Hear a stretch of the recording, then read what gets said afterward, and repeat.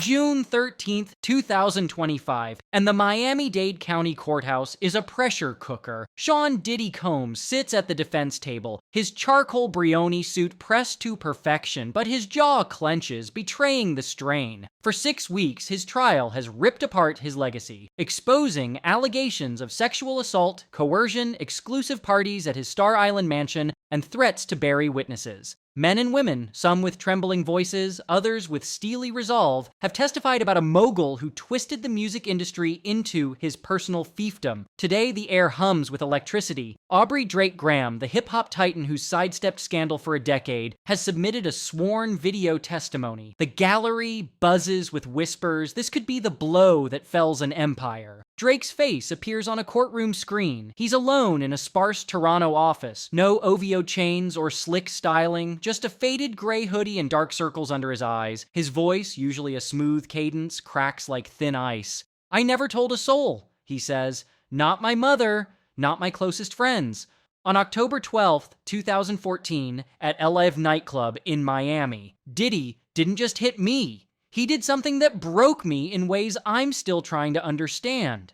It was a sultry Sunday night in 2014. Drake, 27, was at his zenith. His album Nothing Was the Same, dominating with anthems like Started from the Bottom and Hold On, We're Going Home. He stood in the VIP section, sipping Don Julio 1942 from a chilled glass, his OVO crew around him. Chubbs joking about LeBron's latest dunk. Future the Prince texting a promoter about a New York show. Diddy, 44, ruled from a roped-off corner, his Bad Boy Records legacy, a crown he wore with swagger. His white linen shirt glowed under the strobe lights, and his laugh boomed as he waved Drake over. "Aubrey, let's talk," he said, voice warm but laced with authority. Drake nodded, weaving through a crowd of models in sequined dresses, NBA players, and Wall Street sharks past a velvet curtain into Private Lounge 3. The door clicked shut, muffling the club's thumping bass. The lounge was intimate, dimly lit by a single chandelier. A leather sectional curved around a glass table littered with Ciroc bottles, an ice bucket, and half-eaten plates of shrimp cocktail. Diddy poured 2 drinks, the liquor glinting amber, and handed one to Drake. He leaned close, his creed, Aventus, cologne, sharp. "You're moving fast, champ," he said, eyes narrowing, "but you're forgetting who runs this game." Drake sipped, confused, the tequila burning his throat. "Puff, I'm just doing my thing. What's up?" Diddy's smile vanished. He accused Drake of stealing a beat for 0 to 100, a track Diddy claimed he'd paid Boy One Day to produce for Bad Boy. Drake tried to clarify. Boy One Day cleared it. It was a collab, but Diddy cut him off. "You don't decide what's mine," he snapped. His voice rose, accusing Drake of disrespecting Bad Boy's legacy, of acting untouchable, too big for the elders who paved his way. Drake stood, palms up, trying to defuse. "Puff! Let's keep it cool, we're good." But Diddy stepped closer, his presence a wall. Without warning, his fist slammed into Drake's jaw, sending him crashing into the table. Glass shattered, ice skittering across the floor. Drake froze, blood trickling from his lip, heart hammering. Diddy loomed over him. "You're in my world now," he said, voice low and venomous. What followed was an act so degrading, so violating, that Drake's voice falters as he recounts it. "He forced me to do something that made me feel like nothing," he says, "like I was his property, not a man, not even a person." Drake fled LIV at 2:45 a.m., his right hand swollen, his face throbbing. He stumbled into a black Escalade, his driver, Marcus Green, glancing back in alarm. "Airport," Drake muttered, slumping against the window. "Now!" The Miami skyline blurred as tears burned his eyes. His phone buzzed, Chubbs asking, "Yo, where you at?" But he ignored it. On the tarmac, he called his manager, Oliver L. Khatib, his voice hoarse. "Make it disappear. No footage, no stories, nothing." By 5 a.m., Oliver had wired $50,000 to LIV's head of security, Carlos Vega, to scrub the tapes and paid $10,000 to a Miami Herald gossip columnist, Lena Ruiz, to kill a tip about a scuffle in the VIP. Drake boarded a Gulfstream G650 to Toronto, landing at Pearson International at 7:12 a.m. He drove to Mount Sinai Hospital, checking in under the alias Adam Green. For 3 days, he stayed in a private room, curtains drawn, refusing visitors except his mother, Sandy, who sat silently by his bed stroking his hand. The official story: depression and a shoulder strain from tour prep. But his journal, later submitted to the court, reveals the truth. I sat in the shower for an hour, he wrote on October 14th. The water was scalding, but I still felt dirty. My hands wouldn't stop shaking. I see his face every time I close my eyes. I'm scared I'll never be me again. In Miami, Diddy carried on like a king. Hours after the incident, he hosted an after-party at his Star Island estate, posting Instagram clips of himself toasting with Jay-Z, Pharrell, and Cassie, captioned "royalty only." But whispers spread. Javier Rojas, a 26-year-old LIV bartender, noticed Drake's abrupt exit and Diddy's calm return to the VIP section, his cufflinks glinting as he ordered a round of Cristal. Javier told his girlfriend, Mia Torres, a club promoter, who texted a friend at TMZ. The tip died. Drake's team was faster. But Javier never forgot, and in 2025, he'd step into the courtroom. Another witness, Aisha Carter, a 22-year-old bottle server at LIV, saw more. She served the lounge at 1:30 a.m., noting Drake's easy smile. Around 2:15, she heard a crash, glass breaking, and was waved away by Diddy's bodyguard, Reg Thompson. Aisha, paid $500 by Diddy's team to forget the night, kept the cash and her memory. Drake's inner circle reeled. Chubbs, his childhood friend and head of security, was furious with himself for staying in the VIP section. "I should have been there," he told Oliver on October 13th, his voice breaking. "I let my boy down." Oliver, juggling damage control, urged silence. "Aubrey's call," he said. "He wants this gone." But the secret festered. Tanya Graham, Drake's cousin, noticed his distance in 2015. "He stopped coming to Sunday dinners," she told a Toronto Star reporter. I lock himself in his studio, blasting beats till 4 a.m., and I thought it was fame, and now I know it was pain." Sandy, Drake's mother, felt his anguish but never pushed. "He'd hug me so tight back then," she said in a 2025 affidavit, "like he was afraid to let go. I didn't know why until now." Drake's best friend, Noah 40 Shabib, saw him spiral. "He'd drink alone," 40 later told a friend. "Not party drinking, drowning something. I asked, but he'd just say, 'I'm good.'" Diddy's camp was a fortress, but cracks formed. LaJoyce Brooks, his assistant since 2008, quit in 2016 after signing an NDA. In 2025, freed from its terms, she testifies about Diddy's obsession with Drake post-LIV. "He'd rant for weeks," she says, "called him soft, said he'd learn his place. I heard him tell someone on the phone, 'Make sure no tapes got out.'" Reggie Thompson, a bad boy security guard, guarded the lounge door that night. Now 50 and running a Brooklyn gym, he testifies with visible guilt. "I heard shouting, a thud, glass breaking. Diddy told me to keep my mouth shut. I had kids to feed, so I did." A third insider, Malik Meech Evans, a 2014 bad boy intern, tries to defend Diddy, claiming he saw Drake leave LIV laughing. But Meech's story crumbles under cross-examination. He can't name the time or who Drake was with. The prosecution's case is a lattice of evidence. An audio clip from December 9th, 2014 captures Diddy in Bad Boy's Manhattan office, his voice icy.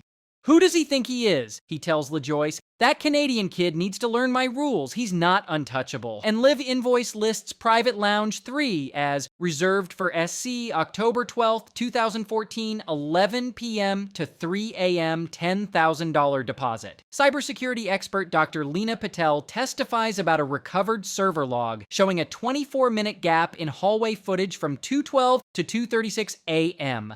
A grainy still pulled from a corrupted drive shows Diddy exiting the lounge at 2:33 a.m., adjusting his cufflinks with Drake trailing at 2:36, hood up, head bowed. Drake's medical records, dated October 15th, 2014, document facial bruising, swollen right hand, elevated heart rate, and acute stress disorder. A leaked photo, snapped by Fontainebleau security guard Marcus Tate at 4:17 a.m., shows Drake slumped on a penthouse floor, a half-empty Hennessy bottle beside him, his eyes hollow, a bruise darkening his jaw. Marcus, fired in 2014 for unrelated theft, sold the photo to a private collector in 2017. It resurfaced in 2025, verified by forensic analysts. More evidence mounts. A 2014 text from Diddy to an unknown number, recovered from a seized iPhone, reads, "Handled the kid. He won't talk." Financial records show $200,000 in consulting fees paid to a Miami security firm, Apex Solutions, linked to LIV's 2014 cover-up.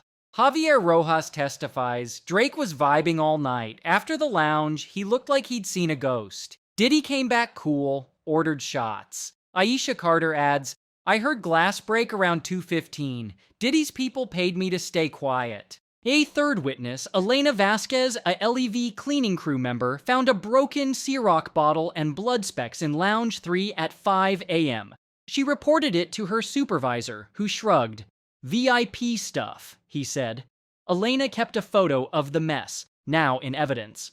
Diddy's defense, a former federal prosecutor, is relentless. No DNA, no direct witnesses, just a sob story from a man with an album dropping August 15th, she tells the jury. Aubrey Graham is a performer. This is his Oscar bid, crafted for sympathy and streams. She highlights Drake's silence, his success, his lack of a police report. If this was real, why wait a decade? Why no 911 call? Vanessa calls Meech and a second witness, Tiana Wells, a 2014 LIV dancer who claims Drake flirted with her post-lounge, seeming fine.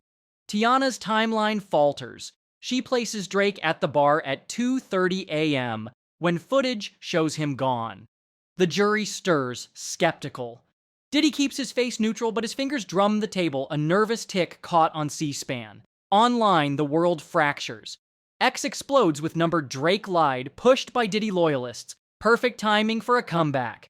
But number Truth Heals surges, led by fans and survivors. Drake's been quiet 10 years. A Toronto teacher posts, he didn't need this to stay king. Drake's testimony reaches its core. He leans forward, voice steady. I stayed silent because I thought men can't be weak. I thought this would ruin me, my career, my pride, my soul. But I was hurt. My body, my trust, my sense of self. I know I'm not alone. He pauses, eyes piercing. Silence protected him. Speaking out protects me. It protects others still too scared, and the courtroom is silent. A juror dabs her eyes. A reporter's pen slips. Outside, fans swarm the courthouse, holding signs. We believe survivors. Truth heals. Drake spoke for us. The fallout is seismic. Within 48 hours, 5 artists contact prosecutors. Marcus M.J. Jones, a bad boy signee from 2005 to 2008, alleges Diddy assaulted him in a 2007 Atlanta studio, forcing him to prove loyalty in a locked room. MJ, now 39, a Philly music teacher, says Diddy threatened to blacklist him. I lost my dream, he tells prosecutors. I'm done hiding. Simone S. J. Jackson, an R&B singer whose 2010 hit Love Me Slow topped charts, claims Diddy coerced her at a 2011 party in his LA mansion, locking her in a guest suite. Simone, 34, quit music in 2013, haunted. A male dancer, Jamal J.T. Torres, from Diddy's 2009 tour, alleges a 2010 incident in a Chicago hotel. A female songwriter, Lena Kim, who worked on Last Train to Paris, claims Diddy assaulted her in a 2012 studio session. The fifth, Carla C.J. Mendez, a 2004 Making the Band choreographer, alleges Diddy attacked her during a late-night rehearsal, threatening her career. He said, I'd never work again. Carla, now 42, I believed him. The investigation swells, targeting Bad Boy's operations from 2000 to 2015. Prosecutors subpoena bank records, uncovering $200,000 to Apex Solutions and $30,000 to a PR firm, Elite Media, for crisis management in October 2014. A sixth accuser, a former Bad Boy stylist, Tanya Reid, contacts the FBI, alleging a 2003 assault at Diddy's New York studio. A seventh, a sound engineer from 2006, meets prosecutors, hinting at tapes from Bad Boy's vault. Prosecutors float a RICO charge, eyeing Bad Boy as a criminal enterprise. A 2014 email from Diddy to his CFO, obtained via subpoena, reads, "Clean up Miami. No loose ends. Diddy's circle is a house of cards collapsing in slow motion." His longtime lawyer, Benny Alvarez, a bulldog who defended Bad Boy through tax evasion probes and contract disputes, quits on June 10th, 2025, citing irreconcilable conflicts in a terse statement to the New York Times. Whispers swirl that Benny discovered incriminating documents he couldn't ethically ignore, though he remains silent, retreating to his Hamptons estate. Two Bad Boy executives, later identified as CFO Marcus Drayton and Marketing VP Elena Suarez, turn informant, leaking a trove of 2014 emails to prosecutors. One email, dated October 13th, 2014, from Drayton to Diddy's PR chief, reads, "Miami's contained. Footage gone, press paid. Keep Puff calm." Another, from Suarez to a crisis firm, requests urgent reputation management for the LIV situation. Diddy's son, Christian Combs, a 27-year-old rapper signed to Bad Boy, posts an Instagram story on June 12th.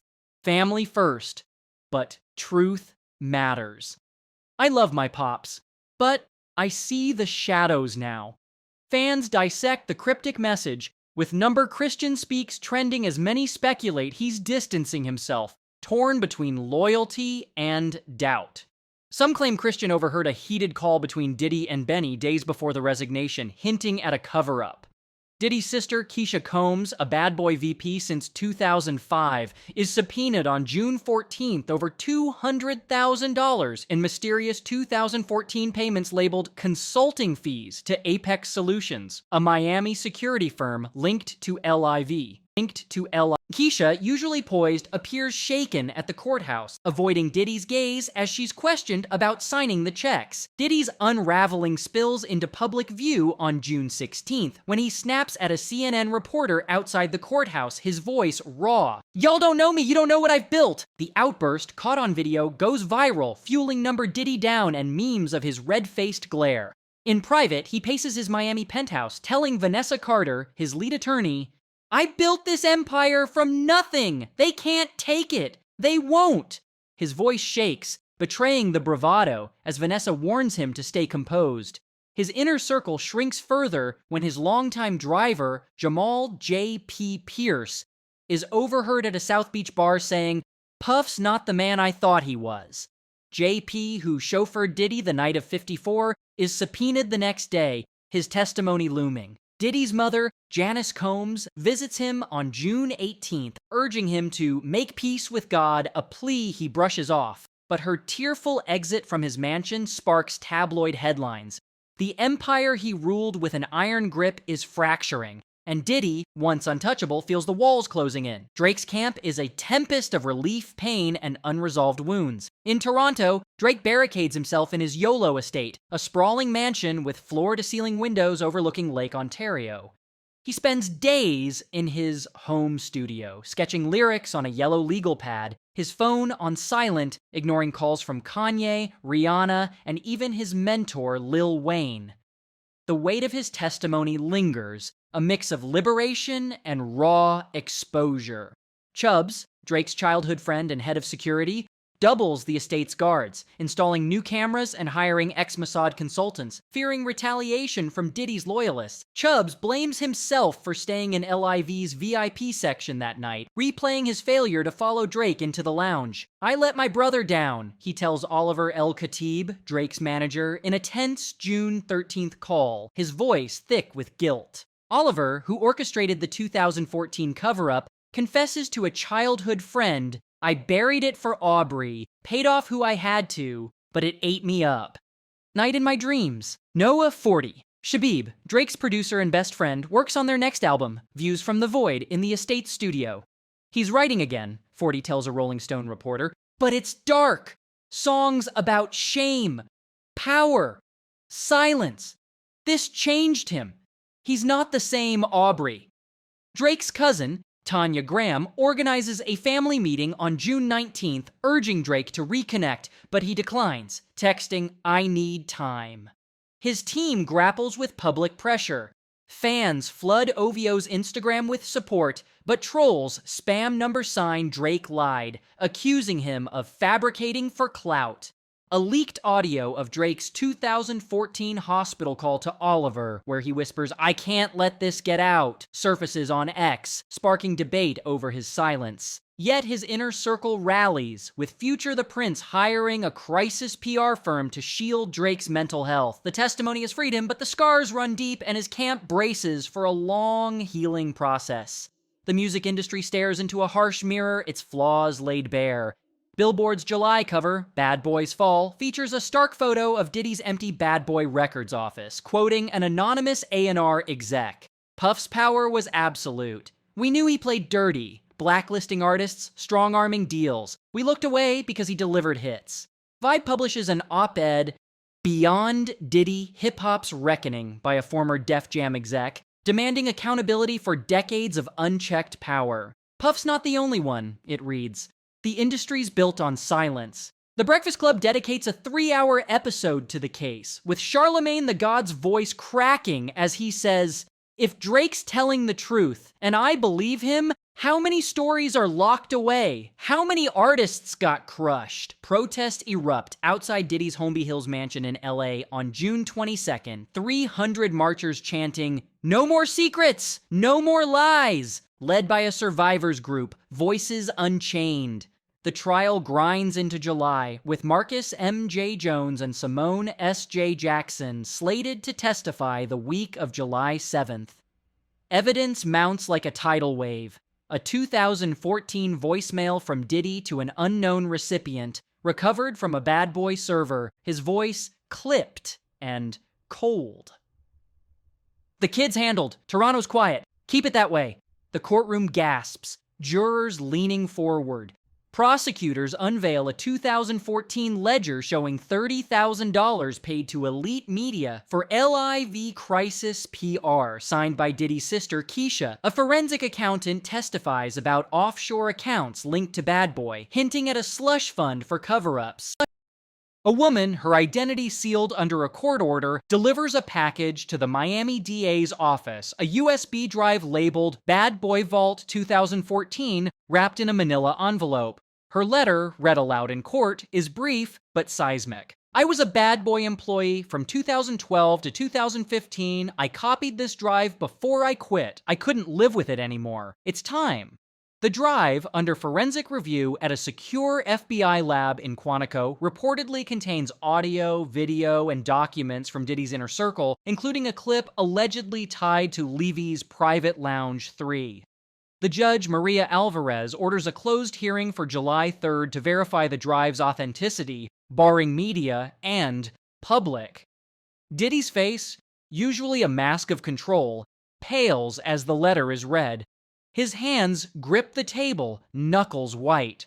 Vanessa Carter leaps up, objecting, "This is unsubstantiated, a last-minute stunt to prejudice the jury." The prosecution counters, citing chain of custody records proving the drive's origin. The gallery buzzes, reporters sprinting to file stories. A cryptic X post from JQ, the 2014 Bad Boy intern, reads, "Vault's real.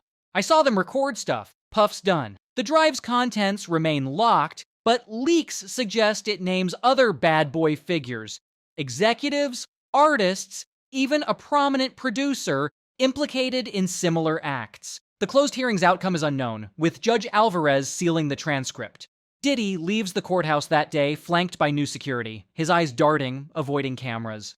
Drake, in Toronto, is informed by his lawyer, Rachel Cohen, who texts, "USB could change everything. Stay off X." The questions burn hotter than ever. Is the drive authentic or a desperate ploy?